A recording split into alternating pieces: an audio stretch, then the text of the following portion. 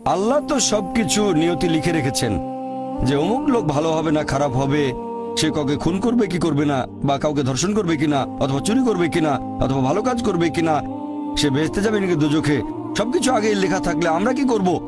এখানে কার দোষ?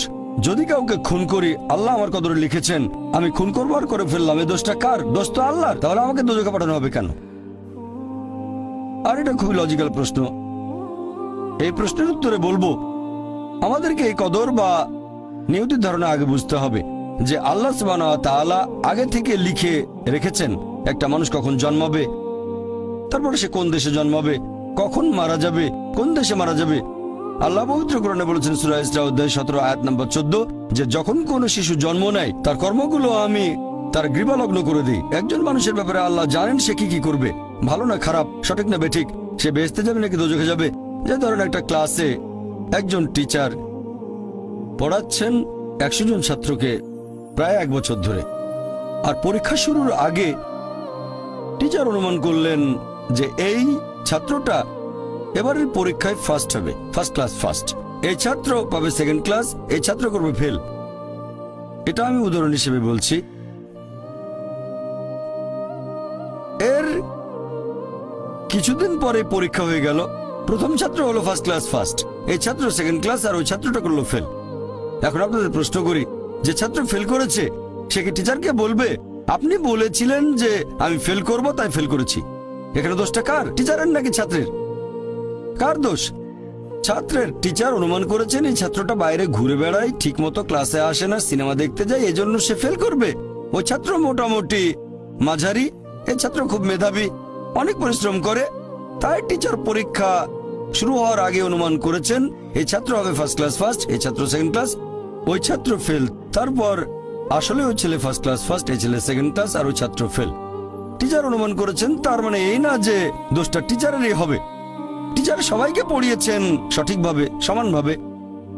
একইভাবে আল্লাহ সুবহানাহু ওয়া তাআলার আছে ইলমে গায়েব, তিনি ভবিষ্যৎ সম্পর্কে জানেন। কিছু জিনিস ঠিক করা আছে যে এই লোকটা জন্মাবে অমুক দেশে, জন্মাবে অমুক দিনে, আর সে মারা যাবে অমুক দেশে অমুক তারিখে, ইত্যাদি ইত্যাদি। তার পরিবেশ ধনী হবে নাকি গরিব হবে, তবে পছন্দটা এখানে আপনার। যেমন ধরেন 12 স্ট্যান্ডার্ড পাস করার পরে অপশন আপনার হয়তো ইঞ্জিনিয়ার হবেন, অথবা ডাক্তার হবেন, বা একজন আইনজীবী। এখানে পছন্দ আপনার, ঠিক করলেন আপনি হবেন ইঞ্জিনিয়ার। এখন আল্লাহ এটা আগে থেকেই জানেন যে 12 স্ট্যান্ডার্ড পাস করার পরে আপনি ইঞ্জিনিয়ার হওয়ার চেষ্টা করবেন, তাই আল্লাহ আগে লিখে রেখেছেন। ব্যাপারটা এমন না যে আল্লাহ লিখে রেখেছেন বলে আপনি বেছে নিচ্ছেন, যেহেতু আপনি এটাই বেছে নেবেন তাই আল্লাহ আগে লিখে রেখেছেন। এখানে পছন্দ আপনার, তবে আল্লাহ আপনার পছন্দ জানেন। যেমন ধরেন একটা রাস্তার মোড়ে আসলেন, সামনে 5টা রাস্তা, রোড নাম্বার 1 2 3 4 5, এখানে পছন্দ আপনার, বেছে নিতে পারেন রোড নাম্বার 1 2 3 4 5। আপনি গেলেন রোড 2-এ, এটা আগে থেকেই লেখা আছে আপনার নিয়তিতে যে আপনি যাবেন 2 নম্বর রোডে। ব্যাপারটা এমন না যে আল্লাহ লিখেছেন বলে আপনি করছেন, যেহেতু আপনি এটাই বেছে নেবেন তাই আল্লাহ আগে লিখে রেখেছেন। তাহলে পছন্দ আপনার। আপনি চাইলে টাকা উপার্জন করতে পারেন ভালো কাজের মাধ্যমে, হালাল উপায়ে, অথবা পারেন চুরি করে হারাম উপায়ে, পছন্দ আপনার। ধরেন চুরি করলেন, এটা আপনার সিদ্ধান্ত, তবে আল্লাহ আগে থেকে জানেন যে এই লোকটা সহজে টাকা পেতে চায় তাই চুরি করবে, তাই আল্লাহ আগে লিখে রেখেছেন যে এই লোকটা 25 বছর বয়সে চুরি করবে। এখানে দোষটা কার? দোষ আসলে আপনার, তবে আল্লাহর আছে ইলমে গায়েব, তাই তিনি আগেই লিখে রেখেছেন।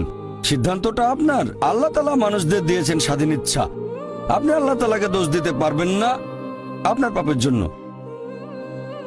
যদি আপনি দোজখে যান, যাবেন আপনার পাপ কাজগুলোর জন্য, আর যদি বেহেশতে যান সেটার কারণ হবে আল্লাহ সুবহানাহু ওয়া তাআলার অসীম করুণা।